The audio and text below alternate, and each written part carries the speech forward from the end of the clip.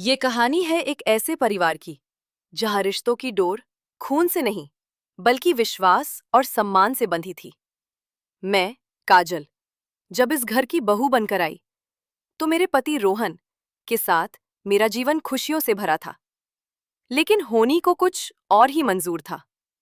एक दिन रोहन ने मुझे बताया कि उसे काम के सिलसिले में ऑस्ट्रेलिया जाना होगा।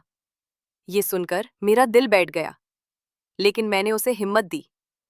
रोहन के जाने के कुछ महीनों बाद मुझे आपको कहानी पसंद आई हो तो वीडियो को लाइक, चैनल को सब्सक्राइब जरूर करें। धन्यवाद। पता चला कि मैं मां बनने वाली हूं। ये खबर मैंने अपने ससुर श्रीमान वर्मा जी को दी। उनकी आंखों में खुशी के आंसू आ गए।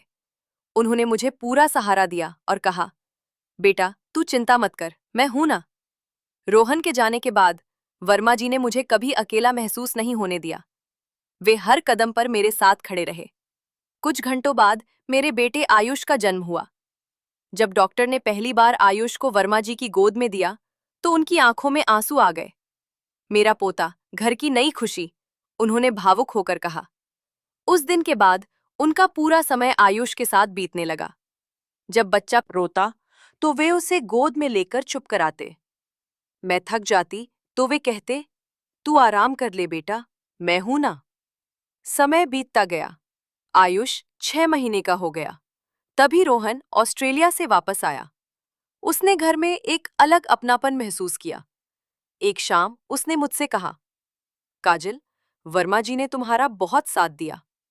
मैंने मुस्कुराकर जवाब दिया, हाँ, उन्होंने मुझे कभी अकेला महसूस नहीं होने दिया। रोहन ने वर्मा जी का हाथ पकड़कर कहा, आपने जो किया वो हर पिता नहीं कर सकता।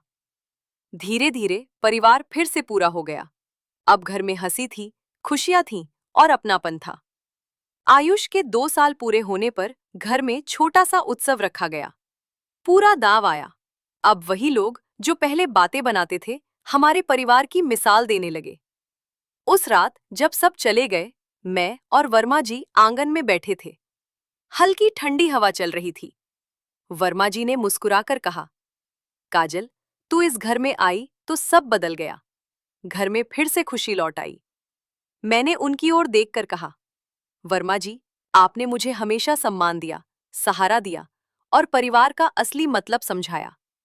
वे बोले, कुछ रिश्ते खून से नहीं, भरोसे और सम्मान से बनते हैं। आज आयुष 4 साल का हो चुका है। रोहन काम के कारण दूसरे शहर में रहता है, लेकिन हर महीने घर आता है। मैं, वर्मा जी और आयुष मिलकर अपना छोटा सा संसार जी रहे हैं।